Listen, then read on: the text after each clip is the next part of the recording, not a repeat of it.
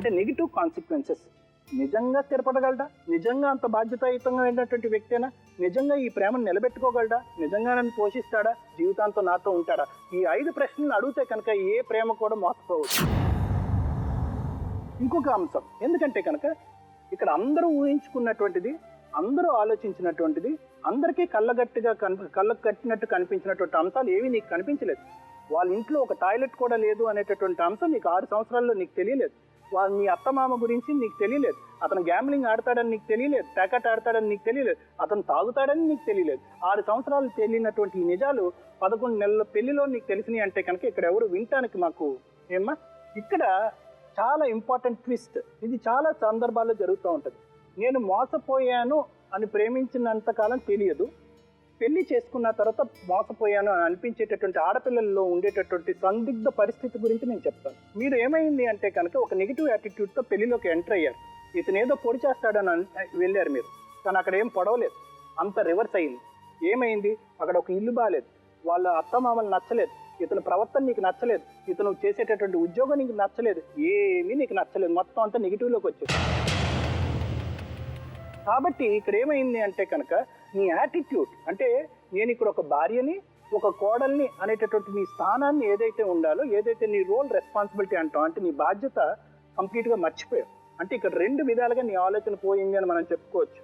ప్రేమించినప్పుడు ఆలోచన లేదు, పెళ్లి చేసుకున్నప్పుడు తర్వాత కూడా నీ ఆలోచన పోయింది. అంటే ఏమంటున్నానంటే కనుక అక్కడ నీకు ఒక చిన్న స్థాయి ఆలోచన పెరుగుంటే కనుక బహుశా ఈ రోజు ఈ పరిస్థితి మనం చూసి ఉండకపోవచ్చు.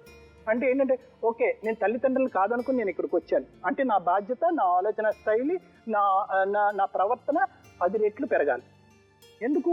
వీళ్ళని కూడా కాదనుకుంటే నువ్వు ఎక్కడుంటావు? ఇక్కడ కేవలం ఏంటంటే నేను ప్రేమించాను కాబట్టి నేను కొన్ని కారణాలు, అంటే ఇక్కడ ఉన్నటువంటి విచిత్రమైనటువంటి సంఘటన ఏంటంటే కనుక ఏవైతే గొప్ప గొప్ప కారణాలు చెప్పి అతన్ని పెళ్లి చేసుకుని ఆర్య సమాజంలో పారిపోయి పెళ్లి చేసుకున్నటువంటి నువ్వు అంతకంటే 10 రెట్లు భయంకరమైనటువంటి కారణాలు చూపెడుతున్నావు ఈ రోజు 11 నెలల పెళ్ళిలో. అంటే ఏంటంటే నీకు అప్పుడు తెలియలేదా? ఇప్పుడు అంత ఎక్కువ 9th స్టాండర్డ్ నుంచి బీటెక్ సెకండ్ ఇయర్ 6 years నుంచి తెలియనటువంటి అంశాలన్నీ నీకు 11 నెలల్లో తెలుసు. సో ఏంటంటే కన్నా నీ ఆలోచన శైలి ఎంత వేవరీగా ఉంది, అంటే ఎంత ఫికల్ మైండెడ్గా ఉంది, ఎన్ని విధాలుగా మారిపోతుందని చెప్పడం గురించి అది చెప్తుంది.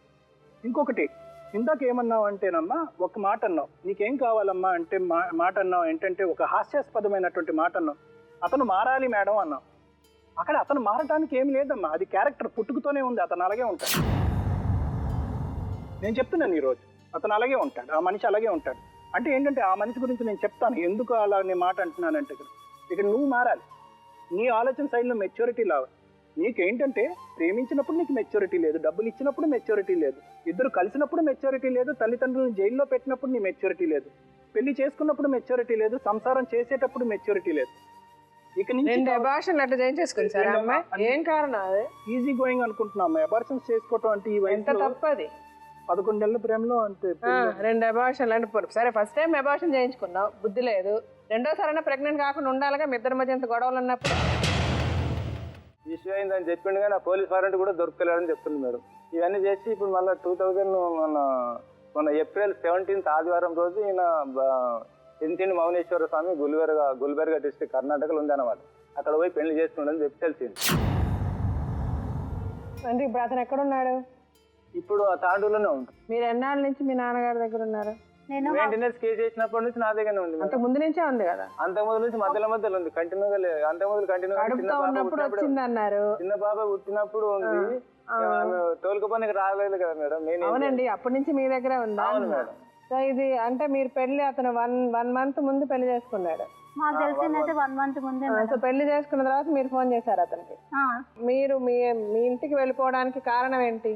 ఏ కారణం లేదు, మీ ఆయన వాళ్ళందరూ మాట్లాడుకున్నారు విని మీరు మీ ఇంటికి పంపించారేమో అని భయపడి వెళ్ళిపోయారు, అంతేనా? లేదు మేడం, వాళ్ళు ఊరికి ఇట్లా ఫోన్ చేస్తూ ఇట్లా ఫోన్ చేస్తే ఫోన్ గుంజుకోవడము, ఫోన్ తీసుకొని బాయిలో పడేయడము, వాళ్ళతో మాట్లాడద్దు, లౌడ్ స్పీకర్ పెట్టి మాట్లాడాలి, ఇవన్నీ అంటుంటే మేము ఇట్లా ఉన్నప్పుడు మనం పని చేయకపోతే కూడా ఇట్లా గిన్నెలు ఇట్లా ఇసిరి కొడుతుండే మా అత్తమ్మ. నేను పొట్టులో ఉన్నప్పుడు కూడా ఇట్లా ఫస్ట్ ఆకలి అవుతుంటే బాగా తిన్నామంటే కూడా నువ్వు ఫస్ట్ తినొద్దు, మొగలు తిన్నాక తినాలని చెప్పి ఇట్లా మస్తు అన్నది మీద మస్తు. అంటే వాళ్ళు మస్తు అన్నారంటే మొగుడు తిన్న తర్వాత తినాలి అన్నారు, మీరు సరిగ్గా పని చేయకపోతే ఆవిడ తిట్టింది, మీరు ఫోన్ మాట్లాడితే మాట్లాడొద్దు అన్నారు. మాట్లాడొద్దు. ఇవే కారణాలు అంతేనా, ఇంకేమన్నా ఉన్నాయా? ఇంకేమైనా కొట్టిండు కదా మేడం, 3 సార్లు కొట్టి, ఒకసారి పొట్టుతో ఉన్నప్పుడు కొట్టిండు, ఒకసారి ఏమో మా పాప 9 నెలలతో ఉన్నప్పుడు. తర్వాత నుంచి కొట్టిండు అని చెప్పి వాళ్ళందరూ ఒకటే అని చెప్పి నేను వచ్చేసిన హైదరాబాద్కి. సో ఒక 2 సార్లు కొట్టారని మీరు వెళ్ళిపోయారు అంతే, ఇంకంతకంటే ఏం కారణాలు లేవు. వీడికి వచ్చిన తర్వాత మెయింటెనెన్స్ కేసు నడుస్తుంది కదా మేడం, మళ్ళీ కేసు వేసినప్పుడు పెళ్లి వీడికి చేసుకున్నాను. వచ్చినాక నెల రోజులకే కేసు స్టార్ట్ అయింది. అవును, మీరు ఎందుకు కేసు వేశారు? ఇప్పుడు భార్యని భర్తల్ని కలపాలన్నా మీ ఉద్దేశం, విడగొట్టాలన్నా మీ ఉద్దేశం?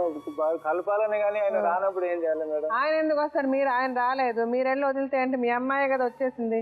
కష్టపెడుతున్నారంటే ప్రతి ఇంట్లో కష్టాలు ఉంటాయమ్మా, ఏ ఇంట్లో కూడా కష్టం లేని ఇల్లు ఉండదు. అడ్జస్ట్ చేసుకొని బ్రతకాలి. అంటే మీరు ఏ ఉద్దేశంతో వచ్చేసారు బయటికి, ఏ ఉద్దేశంతో కేసు వేశారు? ఇప్పుడు 7-8 సంవత్సరాల జీవితంలో ఒకసారి 2 సార్లు కొడితే అందుకోసం వదిలేరు కదా మొగుడిని? వదలలేదు కదా మేడం. మరి అమ్మాయి వదిలేసి వచ్చింది కదా. ఆమె ఆడ ఉండని వాళ్ళకు ఎప్పుడు 24 hours వాళ్ళు ఆయన పెద్దల్లుడు వస్తాడు. ఏది వరదక్షిణ గురించి మీరు మాట్లాడేది ఏది కూడా పద్ధతిగా లేదు. మీరు చేసింది కరెక్ట్ కాదు. ఫస్ట్ ఆఫ్ ఆల్ మన పిల్లలు మన ఇంట్లో ఎందుకు పెట్టుకుంటాం? 2 సంవత్సరాలు మనం పెట్టుకున్నాం కాబట్టి అతను ఇంకో పెళ్లి చేసుకున్నాడు. వాళ్ళు పంపించమన్నప్పుడు మీరు పంపించాలి. సరే, ఇప్పుడు మీరేం కావాలనుకుంటున్నారమ్మా? ఏం అడగాలని? ఇప్పుడు అతన్ని మేమేం అడగాలని మీరు ఇక్కడికి వచ్చారు? అతనితో ఏముండే, నా పిల్లలకి ఏదైనా నీకు అతను వద్దు, నువ్వు అతనితో విడిపోతావు, నీ పిల్లలకి ఏమైనా అతను ఆధారం చేయాలి, అంతేనా? ఇదేనా నీకు కావాల్సింది? ఓకే. మీ ఆయన ఏం పని చేస్తున్నాడన్నా? వడ్ల పని చేస్తాడు. అందుకు ఆస్తిపాస్తులు ఏమైనా ఉన్నాయా? ఉన్నాయి మేడం. ఏమున్నాయి? భూమి ఉంది. ఎంత ఉంది? 5 ఎకరాలు ఉంది, ఒక ఇల్లు ఉంది. ఇంకా పని చేస్తాడు, నెలకి 20-30 వేలు సంపాదిస్తాడు. నెలకి 20-30 వేలు సంపాదిస్తాడా? అంత సంపాదిస్తాడు. మీ ఆయనకి అన్నదమ్ములు ఎవరు లేరా? ఎవ్వరు లేరు. ఒకే ఒక చెల్లి ఉంది. ఒకే ఒక చెల్లి ఉంది. అతని పేరేంటి? శివరాములు. శివరాములా? సరే, అతను పిలిచి మాట్లాడదా అంటే.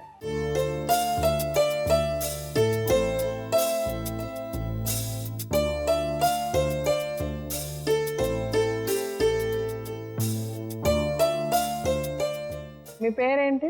నా పేరు శివరామ్. శివరామ్, మీరు ఎంతమంది తోడబుట్టిన వాళ్ళు? మాకు 2 చెల్లెళ్ళు అమ్మ, ఒక ఆమె చనిపోయింది. ఇప్పుడు ఒక ఆవిడ ఉంది. ఒక ఆమె ఉంది. మీరు ఆవిడ. మీ నాన్నగారు అమ్మగారు ఏం చేస్తారు? మా నాయనకు కళ్ళు కనబడ. సరే, ఏంటి మీకు మీ ఆవిడకి ఏంటి ప్రాబ్లం? పెళ్లి అయిన 15 రోజుల నుంచి కొట్లాట పెట్టింది. ఏమంటాడంటే, నాకు ఇక్కడనే హైదరాబాద్లో వచ్చి ఉండాలి అంటే, హైదరాబాద్లో నేనేం పని చేయాలంటే, ఉలి బాడిస తీసుకురా, ఇక్కడనే పని చేసుకో, నువ్వు ఇక్కడనే ఉండాలి, నా బిడ్డ నా పల్లెటూరుకు తోలియను అని. నాకే ఆధారము లేదు. ఇప్పుడు చిన్న మేనమా కూతుర్ని దగ్గర తీశారు.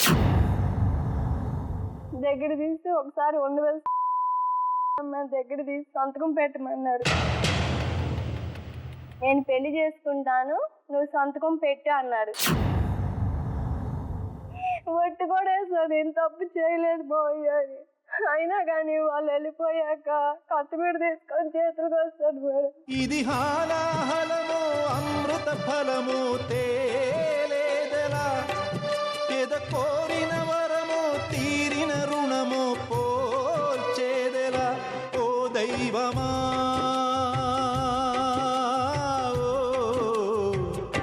నీ లీలలు చిత్రం సుమా. పిల్లకి నాకు సంబంధం లేదు, అదేనంటే హాస్టల్లో వేసుకో, తండ్రి కావాలంటే రోడ్డు పోయేవాళ్ళు చూపి. స్వర్గమనుకుంది పరితనాశే నరకమైంది, భూమాత ఓర్పు తనకుంది, ఇంక ఏ దిక్కు లేకపోయింది.